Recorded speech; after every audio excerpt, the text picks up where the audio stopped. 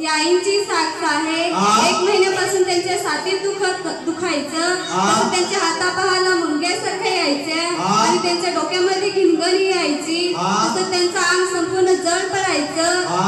ही आई म्हणते की त्यांचं अंग जड पडल्यानंतर त्यांना थंडीसारखी लागायची। या त्रासासाठी या आईने निवासी शिबिरमध्ये भाग घेतला आणि शिबिरच्या दुसऱ्या दिवशी मंगळवारी आईला प्रभू येशूंचा स्पर्श झाला। आता ही आई 3 दिवस होऊन गेले, आई पूर्णपणे बरी आहे। काय होत होतं तुम्हाला? छातीमध्ये दुखून येतं, मग हाता पाहायला मुंगल्यासारख्या चढायचं, डोक्यामध्ये जातं आणि अख्खा शरीर वजन सारखं, मग थंडी लागते असं वाटतं।